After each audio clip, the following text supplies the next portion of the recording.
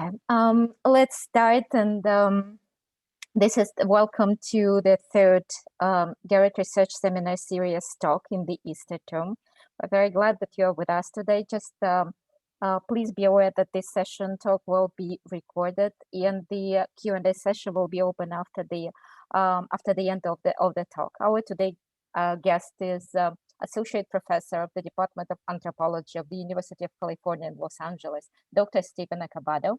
He is also the incoming director of the UCLA Center for Southeast Asian Studies.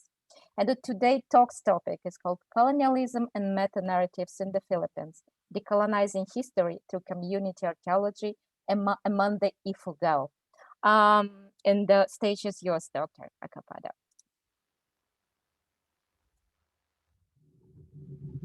Thank you, Safanad, and thank you, Kim, and thank you,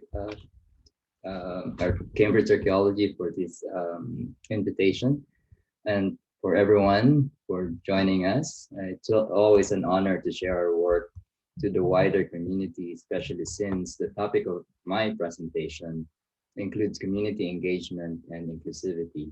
In this presentation, I would refer to us, or we, because this work is a product of my collaboration with the community, as well as a bunch of other colleagues and students who's worked with me since I started my research in Ifugao in 2003. Since the emergence of archaeology as an academic discipline, we know that many archaeologists have attempted to describe cultures through typological terms, particularly based on lithics and or ceramics, sometimes appearing to conflate artifact features with ethnicity. The apparent arbitrariness of such models thus results in points of contention among archaeologists. In the Philippines, these debates are compounded by the imposition of the European pre-aid system and the overall lack of data that can facilitate the development of a robust archaeological or cultural chronology. The dating of the rice terraces is an example of the application of the pre-aid system, particularly in describing complex features that require unimaginable, at least for us, human labor hours. Thus, one of the main goals of our work is to humanize explanatory models through collaboration with descendant communities. I also reflect on my positionality and in my writings and my contribution to the history of the diverse population of the Philippines, and provide my ideas or our ideas on what it means to decolonize archaeology. As a discipline with a long tradition of relying on technological change and social complexity to describe change, we get into the trap of classifying cultures into stages of development, or worse, conflating artifact features and ethnicity. This presentation is part of a larger research program that aims to provide a venue to discuss the need to integrate available datasets on Philippine archaeology that focuses on behavioral rather than typological models. This is an attempt to break the boundary between archaeology and history, as well as integrate Philippine chronology with the wider Southeast Asian regional chronology by using the Ifugao as a case study. We recognize that the archipelagic nature of the country makes chronology building complicated, but it is important that models characterize regional and interregional patterns. Although some of my work is focused on cultural chronology building, we don't really have that much radiocarbon dates and research all over the archipelago to come up with a new cultural chronology. So we're starting to do that right now. However, the first step to achieve a Philippine-centric and a Southeast Asian-centric chronology, and we argue that, is to abandon the European pre-aid system, as this model does not describe the Philippine experience. We propose a periodization that is developed from within through the unpacking of oral histories and the inclusion of indigenous epistemologies in the interpretation of the archaeological record. Doing so will break regional and disciplinary boundaries that has characterized Philippine and to a large extent, Southeast Asian archaeology. To those who are unfamiliar with Philippine history, here's a brief background, and this is, I think, fitting because the Philippines is celebrating the 500th year of Magellan's encounter with um, people in Mactan and in the Philippines, or he actually died. Sailing under the flag of the Spanish Empire, Magellan dropped anchor along the coast of the central Philippines on March 16, 1521, somewhere in this region, the Visayas, the islands of Visayas. His expedition was spurred by the objective of discovering a western route to the Spice Island located south of the Philippine archipelago. Magellan had been in Southeast Asia even before he went to the Philippines. He was in Malacca as part of a Portuguese um, contingent. But he asked the Spanish royalty, the Spanish court, to provide him with the resources to find a western route to the Spice Island as part of the Treaty of Tordesillas. Although again Magellan planted the Spanish flag in the Philippines in 1521, it was not until 1565 that Miguel Lopez de Legazpi formally established a colonial government in present-day Cebu City in this island here. The establishment of the Spanish colonial government in the Philippines was a consequence of the discovery of a safe route between the Philippines and Mexico, or New Spain, the so-called Torno Viaje, facilitating the famous Manila-Acapulco galleon trade. The Philippines, however, was an afterthought in the conquest of the East Indies, as the archipelago was thought to be an expensive possession. Yet the islands offered the potential springboard to trade with and to colonize China and Cambodia and other Asian polities. And of course, we know that they failed. And when they failed, they used the Philippines as a an economic hub, bringing silver from the Americas to China and then Asian goods to Europe via New Spain. So it ended when Mexico gained its independence. And so if you go to the Philippines and if you look at food, cuisine, language, it's actually more Mexican than Spanish. I keep on using the example of the Tagalog nanay and tatay, which refers to mother and father. And these are Nawa terms for father and mother. And so there are a lot of Aztec Nawa influence in Philippine culture, especially the Tagalogs, because that there are more Mexican or New Spain colonists that went to the Philippines than Spanish from Spain. In 1571, Legazpi moved the administrative capital from Cebu to Manila, an area with one of the best harbors in the archipelago, to take advantage of Manila's location in facilitating trade with other Asian cities. Within 6 months after his capture of Manila, his grandson, Juan de Salcedo, led an expedition to explore the west coast region of northern Luzon in search of the famed Cordillera gold. The northern Philippines, including Ifugao, which is the topic of my presentation today, was directly affected by the galleon trade, as agricultural products in the Cagayan Valley were the main exports of the Philippines. The Spanish colonial administration constructed infrastructure and roads cutting through traditional territory of the Ifugao. Um, in fact, many of the present-day cities and towns, right, adjacent to Ifugao province, started as garrison towns meant to secure the supply route between northern Cagayan from here and Manila. This provided the Ifugao an opportunity to access the colonial economic system. The Spanish colonial policies affected the everyday life of the Ifugao. Reduction forced indigenous group to settle in lowland towns as facilitated colonial control. This would have triggered resistance by direct military opposition or by moving away. The latter was a conscious decision to regroup and consolidate the political and economic resources that allowed Ifugao to successfully fend off the Spanish conquest. So there were about at least 12 attacks by the Spanish, and most of them were repelled by the Ifugao. The long Spanish colonial experience in the Philippines has led to interpretations of the past that glorify the colonialist history and their ability to subjugate populations. This is an example of colonialist archaeology and historiography, whose sole intention is to discredit the capacity of indigenous populations to adjust inventively to the colonial experiences. This is exemplified by how history is taught in the Philippines. And as we can see, we're celebrating the 500th year of Magellan's or circumnavigation of the world and introduction of Christianity in the Philippines.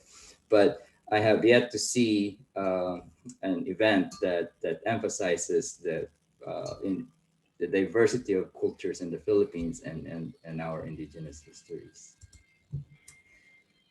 But this was different. So when Spain had the policy of forced assimilation and bringing the diverse ethnolinguistic groups into the reduction, so making the Filipinos convert them into Catholicism, it was a different um, case when the Americans took over in 1898. And this was exemplified by the 1904 St. Louis World Fair, which brought the Philippines to the consciousness of the American public. It was the chance for the United States to showcase their colonial possession. In this event, 1,100 or 1,102 Filipinos, to be exact, were presented as a justification for the US occupation of the Philippines. As they put it, our mission is to represent the many stages of social progress, from the lowest of barbarous head hunting savages to the best products of Christian civilization and culture. We would demonstrate the need for a common language and the value of American education to face tribal antagonism and to prepare our little brown brothers to eventual self governance. The fair showed how the strategy of benevolent assimilation would help uncolonized Filipinos reach civilization. Displayed in the fair were multiple ethnic groups from the Philippines, supposedly representing varying degrees of cultural sophistication. The human zoo, as contemporary scholars call it, juxtaposed Christianized Filipinos with those from groups who actively resisted conquest. This event justified the American occupation of the Philippines as a means, again, to help our little brown brothers govern themselves. This idea that there is a need to assimilate the 175 or so ethnicities in the Philippines to become Filipinos continues today. It was at this point that anthropology was used to devise a program to assimilate Filipinos into a new state modeled by the American culture. So on the one hand, they were highlighting the indigeneity, the indigenous groups who were colonized, um, to be brought to civilization as an application of what the U.S. Pacification experiences of Native Americans back then. So part of that experience, so they used that they apply that in the Philippines. So it was at this point that anthropology was used to assimilate Filipinos, that who would be make them Americans. It was also the time that H. Otley Beyer became familiar with the Philippines. Beyer eventually became the anthropologist in the country and became the founder of Philippine anthropology. Beyer articulated a Spanish era model of the waves of migration theory into archaeological models of the time, which is also tied to the 2,000-year-old history of the Ifugao rice terraces. His model, and not only his model, but his model and Barton's model, argued that the terraces were constructed at least 2,000 years ago. Um, so Beyer originally proposed that there was a wave of migration, at least three waves of peoples with varying skin color associated with level of cultural sophistication or technological sophistication. This model explains the peopling of the Philippines and racializes cultural distinctions with newer populations associated with superior technology. Unfortunately, that's still being taught in um, public schools in the Philippines and some other in our history curricula.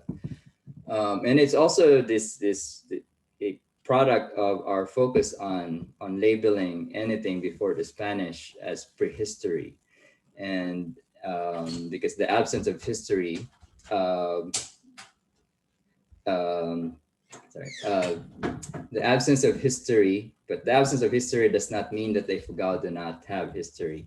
Thus, in this presentation and all of my work, I avoid using the term prehistory since it is disparaging to indigenous peoples who have history but lacks the means to write about them. I focus mainly on the landscape, not just because of its ability to record human relationships, but also because it is socially and culturally constructed. Utilizing oral traditions and incorporating the centrality of rice in Ifugao in archaeological interpretations is strengthened Ifugao historiography. And my work as in the last uh, decade focused on the dating of the rice terraces. It's part of my dissertation work. Um, Byers and Barton's model are not based or is not based on any scientific or archaeological evidence, but it has become like the gospel truth in the Philippines because of the way history is being taught in our public schools. And in Ifugao, the 2,000-year-old model and the isolationist model are the foundation of Ifugao history, or rather, Ifugao identity. So when I came in 2007 and published my first um, scholarly article in 2009, they were ready to take my head off because I couldn't find any evidence of of rice terraces earlier than 1650. So part of that, uh, an offshoot of that is to actively work with local communities. On the one hand, to come up with a narrative that would include Ifugao oral history, and on the other hand, to help or to facilitate the changing of the narrative about the rice terraces.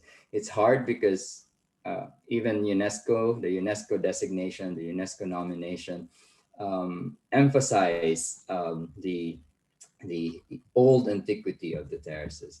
But I wasn't the first one to really argue that the terraces were probably much younger than previously thought.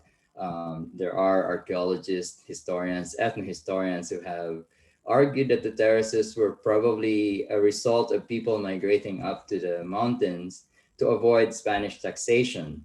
And Keesing, who looked at all the materials published or historical documents, letters, and other reports by Spanish who were in this region as early as the mid 1700s, he didn't find any references to the rice terraces, and the rice terraces are something to write home about.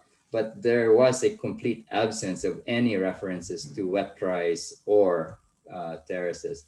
So it wasn't until 1801 that he found a letter referencing um, um, rice production in the town of present day town of Kiangan and our excavation site since 2012.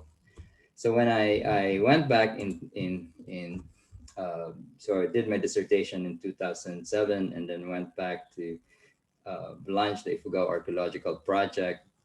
I was looking at uh, James Scott's model on the anarchist history of Southeast Asia, where he argued that the polities that went up to this highland region in mainland Southeast Asia that was referred to as the Zumia were practicing an escape agriculture, sweetening root crops, um, plants or crops that were not valued by rice kingdoms who are living along the coast on the plains of mainland Southeast Asia.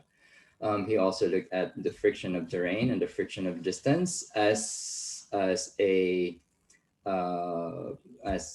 as dissuading these rice kingdoms to attack highland polities, because it would have been expensive and costly with very little returns. So this model suggests that you have highland peoples practicing escape agriculture, so that lowland plains polities, rice kingdoms won't attack them.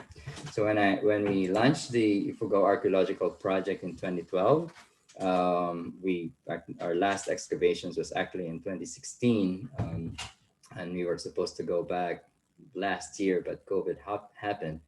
But the Ifugao Archaeological Project, when we launched it in 2012, was explicitly a community archaeological project. The community was actively involved in the development of research goals.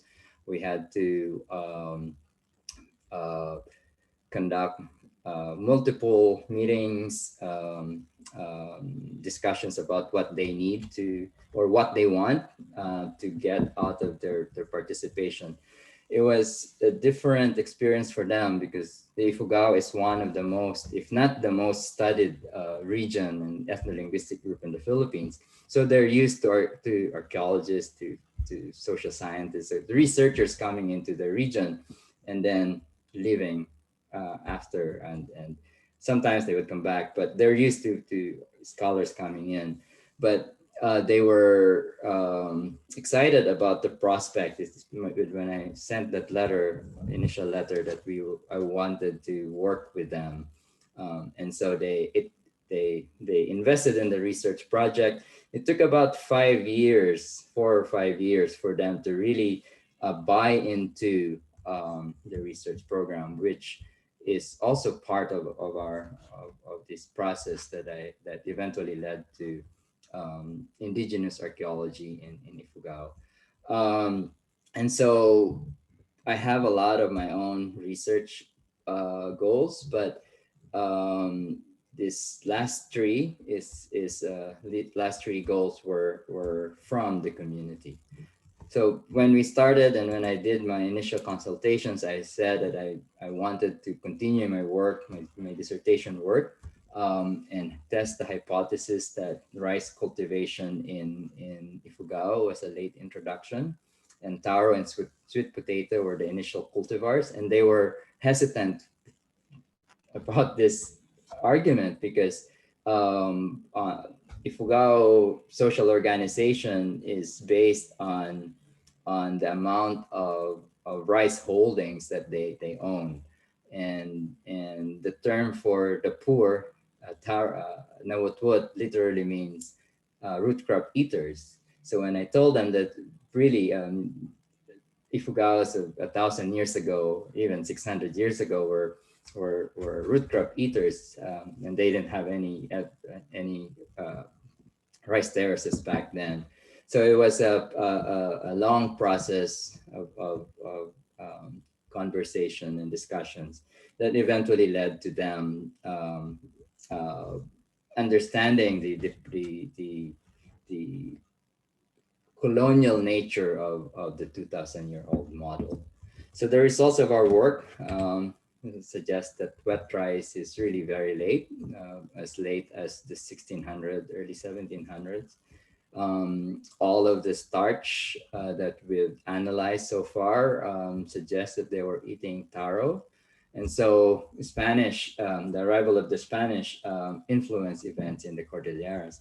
And this runs against the historical footnotes and dominant narratives in the Philippines that the Cordillera was never colonized by the Spanish, because eventually those the rice that they were producing came from the lowlands.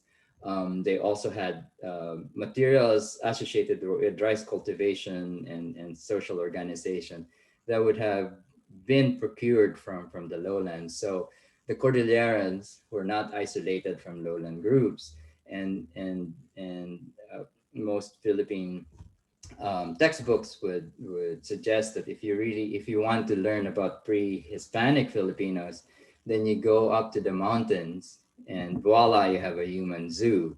That you have these original Filipinos living up in the mountains, which is again it's racist. So in my work, I've been traveling around this region. I studied Ifugao Ifugao landscape because it's amazing, clean air, good food, uh, ice cold beer. It's amazing landscape, but our history textbooks relegate the Ifugao in the sidelines of history. I'm also a product of the Philippine educational system, having finished my basic education and undergraduate degrees in the Philippines. So it's a great achievement, but the Ifugao are considered as incapable of cultural sophistication, and argue that this is product of colonial scholarship that still pervades Philippine history curriculum. So here's some photos. And in the last 10 years, I've been working in Kiangan. This is a new town established in the mid 1800s when they abandoned the old Kiangan village, potentially in 1832, after Colonel Galvez of the Spanish army attacked and burned the village. Or it could be in 1860s when they had an epidemic. So those are the stories, but we really don't know yet when and why they abandoned um, the old Gangan village, which is the topic of my work. So for those of you who are unfamiliar with Philippine geography, this is where Ifugao is. This is the whole Cordillera region um, with rice terracing traditions. Although rice terraces dominate the Ifugao landscape, it's just part of a system that includes Sweden fields, communal forest, privately owned forest plots, village or house terraces, and so on. So it's an agroecological system. The rice terraces in Ifugao or the Cordillera, it's not unique in this part of the world. In the Philippines, there are other rice terracing traditions in the Philippines, in Iloilo, in the Tagalog region, even in Bicol. Of course, you have other terraces in other parts of Asia. But what's unique, at least for now, currently, is that women in Ifugao women are the repository of agricultural knowledge. It has changed when they're assimilated into the larger economic and political system, but women still hold a powerful role in making decisions about agricultural practices. The Ifugao is ranked. The Kadangyan are the elite. And there are different levels of being Kadangyan, the highest of which is the person sitting in this Hagabi, the Hagabi Kadangyan. And I already mentioned what the people who don't own any rice fields and also don't have access to rice as food. I mentioned here that rice production is a prestige production. Rice is not produced for the market. They keep them for rituals and feasts. I actually argue that they produce rice for rice wine because rice wine is important in their feast. Um, Ifugao is also not a monolithic group. There are different variation ethnicities in Ifugao, although they understand each other. But they have distinct ethnic identities. It's so hard to work in the region because literally nothing has been done in Ifugao since the 1960s. It was also the last stand of General Yamashita and the Japanese. So every time we excavate, they think that we're looking for the Japanese loot, the golden Buddha, as the myth goes. Um, but working with the community exposes them to or presents archaeology as a more meaningful project.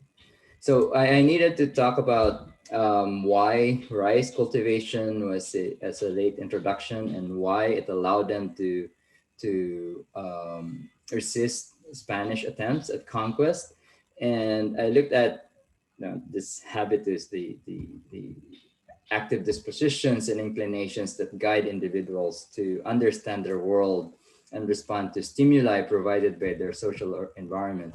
As you'll see later, the archaeological record suggests that there was an increase in ritual fauna, domesticated pigs, and also water buffalo in the archaeological record. And this has something to do with rituals and feasts, and the shift to wet rice cultivation that allowed them to develop a more complex social organization that facilitated the resistance against the military attacks of the Spanish. So when we look at ethnographic examples of groups who shifted from root crop cultivation to wet rice cultivation, um, there are they develop more complex rituals, and they have these new kind of religion, new social organization associated with wet rice cultivation. So an example would be in the Kelabit Highlands, studied by Thompson in the early 1900s, who were known to be root crop cultivators and then shifted to wet rice. And Thompson did observe the emergence of complex rituals when they started producing rice. And we see that in Ifugao as well, with every life stage of wet rice, they would have a specific rituals for a specific purpose. So they have these multiple rituals that would signal the the life cycle of rice, and we also see a lot of these rituals in terms of elevation to a new status, as we see here. Um, um, Carabaos or water buffaloes are only slaughtered when someone is being elevated to a new status. So this is actually a taboo animal that they can only use for ritual and elevation purposes. So when we did our excavations in the old Kiangan village, this is now under, these are rice fields now. The old Kiangan village holds a very important role or place in Ifugao origin myth, because this is, according to their myth, this is where their ancestors first lived. And so when we had our consultations in 2011, the community asked if we can focus our excavations in the old Kiangan village. So this is the old Kiangan village now. It's the only flat rice fields in the region, and the rest are rice terraces. This is really flat. This is the new Kiangan town. And so we would travel every day from the town to the OKV, Old Kiangan village site. To show that I'm really an archaeologist, I have some radiocarbon dates here, which are superposed perfectly. So the radiocarbon dates from the lower layers are older than radiocarbon dates from uh, the upper layers. And so these are from various samples, multiple samples, soil samples, environmental dates, faunal dates, botanical dates, human remains dates. So just to show that there is a correlation between what we're finding in the archaeological record and excavations and our interpretations. And so there's really no evidence of wet rice earlier than 80, 1640. No evidence of rice remains, and and rice related weeds in the archaeological record. I do adhere to the mantra or the saying that the absence of evidence is not evidence of absence, but there is a complete absence of anything related to wet rice cultivation earlier than AD 1640, and multiple sites in Asia, in the Old Gangan, no, in Fugao, not just in the Old Gangan village. We also did energetics modeling. We had community members, a community member told us that they're going to construct a rice terrace system, which is rare. This is probably the first one constructed in the last 15 years. And so they told us, and so we had our community collaborators record the everyday um, activities of the terrace builders. And so we used the energetics data to model the construction of these the Batad rice terraces in one of the UNESCO World Heritage Sites. And the result was that about uh, 4.5 people working 6 days a week, 7.5 hours a day, could have constructed this whole system within 200 years. So we know that more than 4.5 people would work, and there are other cultural aspects in constructing terraces. So this whole system could have been constructed really within a generation, and even maybe just a few years if you have hundreds of people working. This is big. This is like more than a kilometer long, and again, more than a kilometer. And if you look closely enough, you might have seen Thanos. If you've watched that movie, this was the last image. The Klang village was the last village that was shown in that movie. We also find evidence of growing cultural complexity associated with rice cultivation. Um, Once we see rice production, then we see a dramatic increase in tradeware ceramics. These are not archaeological, these are heirloom jars, but these are what we find in the archaeological record. And so they would have procure these materials down in the lowlands, or lowland traders would have gone up to Ifugao. So they weren't isolated. They had access to the colonial uh, um, economy. So going back to this composite profile, again, rice cultivation only appeared right after contact. So the implication of this is that colonization or colonialism could have proceeded without colonization. So you have groups who were not directly colonized by a foreign force, but adjusted their cultures to respond to the pressures exerted by the colonial experience.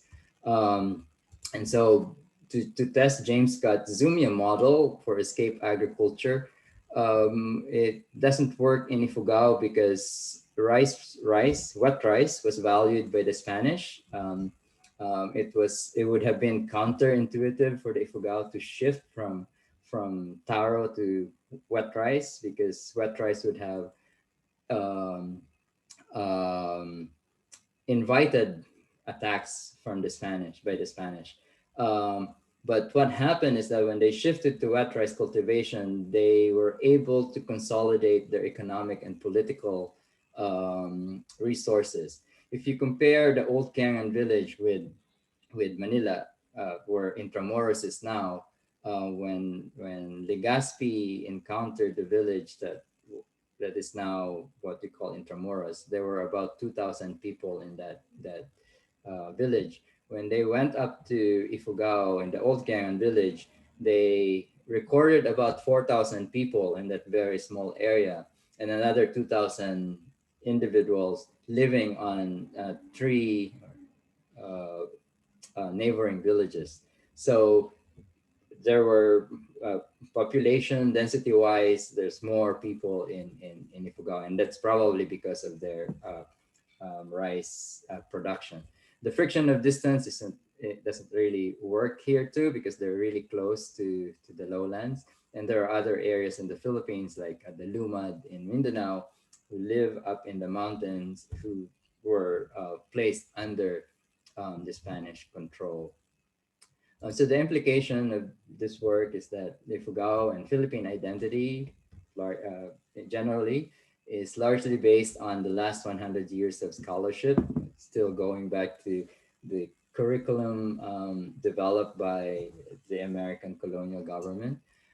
Philippine education system and institutions should stop using the waves of migration theory and other racist models, and that the assumed differences are products of colonialism in history, and not because of differences in environmental adaptation or worse, biological differences. So recognizing the short history of the terraces humanizes the Ifugao rather than reinforce the exoticism associated with the long history model. It also emphasizes the sophistication of the terrace builders and their ability to adapt to environmental, economic, and political pressures exerted by the Spanish conquest. They were not mere spectators on the sidelines of history, that rather they were active participants of the colonial processes with novel and resilient ways. And this contention is part of our now active collaboration with the community, that in 2017, we started thinking about this in 2016, and in 2017, we launched the Ifugao Community Heritage Galleries that now serve as the Indigenous Peoples Education Center in the region, where we run workshops. We bring in Ifugao community kids to learn about their heritage, their history, that are not being taught in public in school settings. So we run workshops for teachers to infuse their lesson plans, their curricula with recent archaeological and historical findings. Um, uh, this is a community museum that focuses on the community and not for tourism purposes. Since Ifugao is probably the most visited tourist site in the Philippines, there are a lot of private museums, smaller museums, but I haven't met an Ifugao who has been to those museums because they wanted to go. They will go there if they have a tourist or a visitor, but not because they want to see their culture. But this museum was constructed, or galleries was constructed with the community in mind, and this is now being run by the community without any help from the government and from other entities. And so the initial meeting in 2011, now we're taking that step where the community is taking control of their heritage, taking control of the conservation program, um, that we hope will spur more change in how history is being taught in the Philippines, and more generally the archaeological practice in Southeast Asia and the world. Thank you. Thank you, Dr. Acabado, for this very fascinating talk. We're now open for the Q&A, so anyone who wants to ask a question, please pose it in the chat and I can call you up. Until then, I have a question actually. What was the community's role in designing and then building this heritage museum? Thank you, Kim. So when I started working in Ifugao for my dissertation, I actually started in 2003 for my master's, and then went back in 2007 for my dissertation work. I sent a letter and I scheduled a meeting with the community members. In that meeting in 2007, they repeatedly ignored my letter. They never responded. And then so I went to the field and just showed up in their office. And they were looking at me like, who is this? And we had lunch, and it was like just them going through just being nice that I'm there. That they didn't tell me to leave, but I felt that I wasn't welcome. Um, and so my dissertation happened, and I would always meet with them. But I was able to establish a friendship with some of the community members, and it also happened that one of my former students, when I started teaching at the University of the Philippines, was from the town, so he became my research assistant. So I did finish my research. I received my PhD, but the community wasn't part of that research project. In 2011, when I started running a field school in Cebu, in another where Magellan initially, or the Spanish colonial government started their uh, colonial administration. After the field school, I decided to bring my students up to Ifugao for a field trip, and I scheduled a meeting with the Save the Ifugao Terraces movement, and the chief operating officer, Marlon Martin, met with me, and he said, "Oh, maybe we can try to have a field school next year in Ifugao, 2012." Um, and so I said, "Okay, maybe we should ask the larger community." And so he did. We met with various stakeholders, and so they have a lot of concerns, especially because again, archaeology is thought of as a treasure hunting endeavor in the Philippines, and not just in the Philippines, mostly all over the world. And so they had a lot of questions. So it took about we have a 2-day meeting, and so I asked them to be part of the research program that they can that they shouldn't hesitate to ask for difficult questions, and also what they want to get out of the research. And so it was new. They said, okay, we'll give you what we want, and then we'll show up in your excavations. So when we started excavations in 2012, uh, they tried to participate in the excavations, but within 2 hours, they said, this is not for us. This is too slow. This is too boring. But they still joined us at night when we were processing artifacts, when we have presentations. And so that took about, for the first 2 years, the participation of the community was mostly on the logistics side, because they were still trying to figure out if we are, or I am serious about working with them. And on the third year, that's when I noticed a difference in how they would be participating in our activities. Marlon Martin would be spending more time with us, almost the whole day actually. Before, in 2012, I think I saw him maybe 4 or 5 times in the headquarters. But in 2013, 2014, that's when it changed. And Marlon Martinez was is the co-director of the Ifugao Archaeological Project, and we became very good friends. And so, if you look at my publications, most of my publications is co-authored by Marlon, because we present the findings to the community, and then we have this discussions. And so most of before we publish, we consult the community. And so Marlon is the voice of the community, and so we are co-authors. And we have an upcoming book that will be published by the University of Arizona Press, which focuses on this presentation actually. And so the participation of the community initially was mostly on the logistics side, but the challenge was how to get them buy into the project and invest into the project. And for the first 3 years, it wasn't that much, but once that 2014 was a turning point, and 2015, 2016, we started talking about how to change or spur change in motivate change in how history is being taught in Ifugao.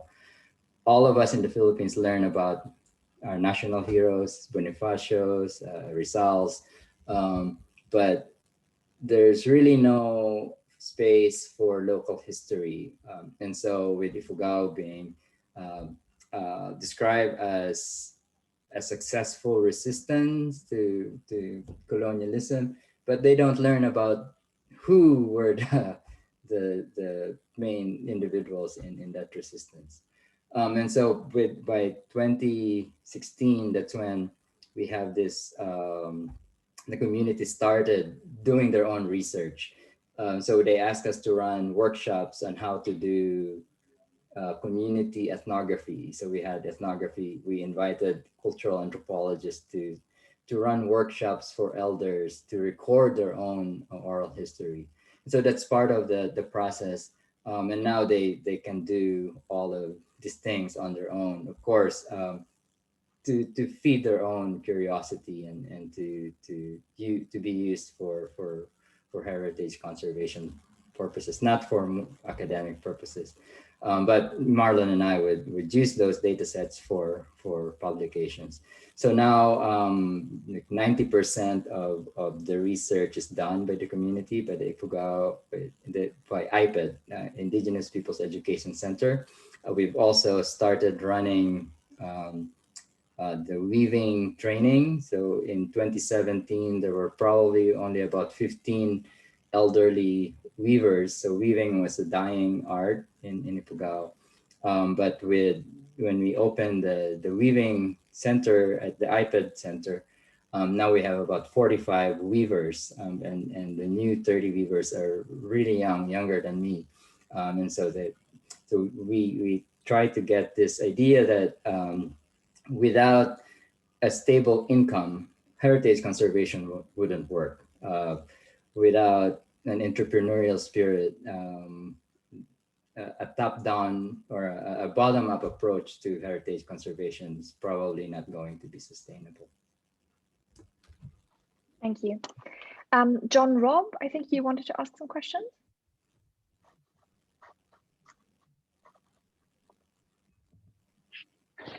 Yes, thank you for a really interesting talk. I found that fascinating and I learned a lot.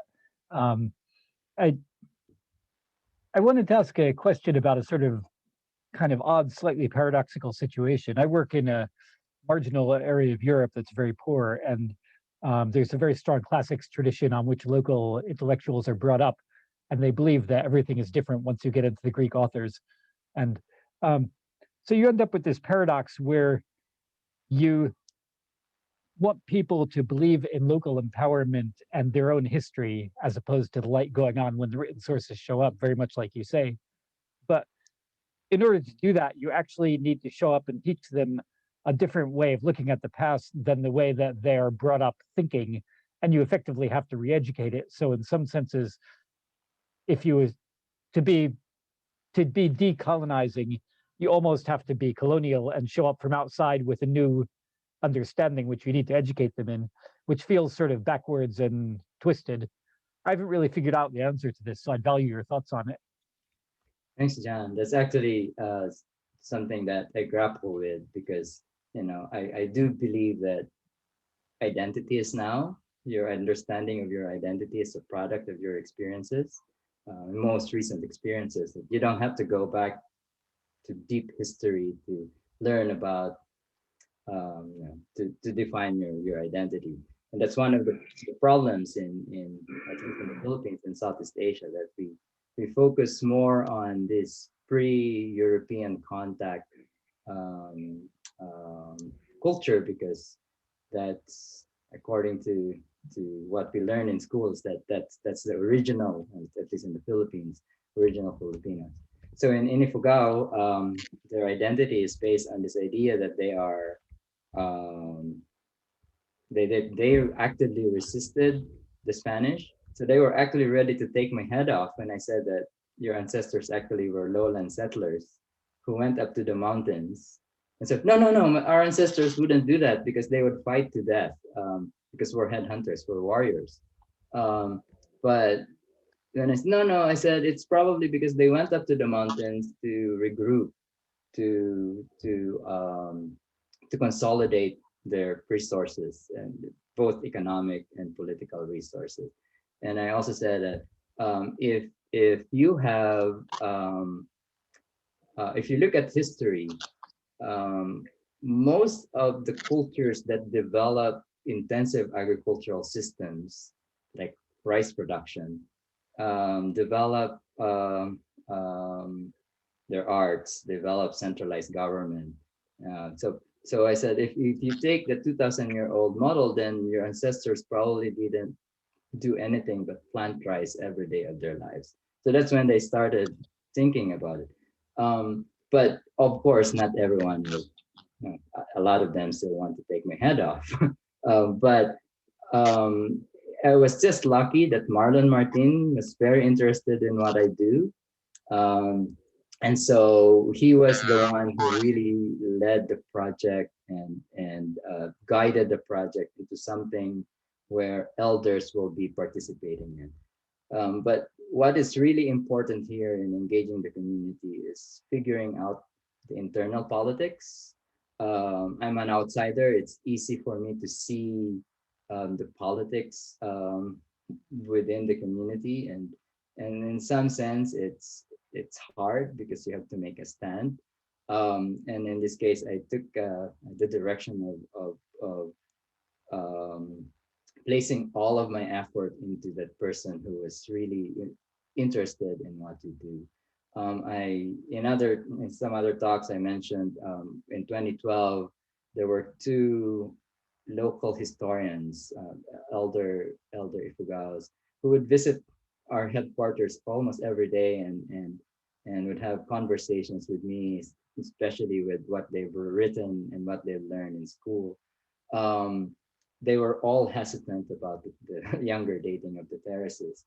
Um, but after, I think when we did our community presentations at the end of the 2012 field season and then the 2013 field seasons, they started to rethink what they've learned in school, that they were really espousing this idea that nothing significant was ever developed in Ifugao, that everything came from the outside. So there are textbooks in the Philippines that would say that the pirate Limahong, he's a real person, uh, uh, uh, he's a real character in Philippine history. He's a smuggler, a Chinese smuggler who was persecuted by the Spanish.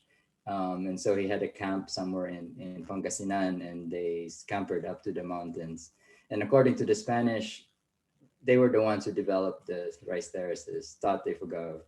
And so that's one of the basis of their identity, that they are different from lowland Filipinos because they are more. So there are a lot of myths that surround this, that is being reinforced by our educational system. So yes, well, I will be a colonialist as a scholar, but I made it a point that I'm not the one making that the conversation with the community, with the elders.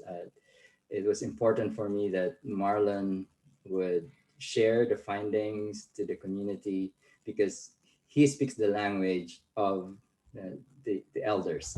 So they have this way of sharing the knowledge. And what the turning point was when I gave a talk in 2018 at the University of the Philippines, and someone asked Marlon, because Marlon attended the talk, so how do you feel? How does the community feel about here, Acabado here suggesting that the terraces are only 300 years old? And Marlon said, well, the Ifugao never said that the terraces are 2,000 years old. We said that the terraces are old. Well, my grandmother is old. The photos that I see from the early 1900s are old. It's you archaeologists, anthropologists who fight about the dating of the terraces. So fight among each other, don't involve us because we know they're old, but we don't count the dates or the year, the age by years. So that was something that, an example of how he would present that in the community.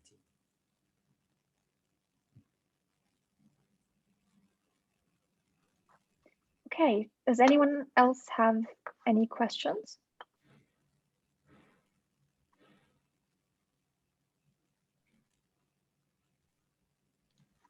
All right, it doesn't seem like it.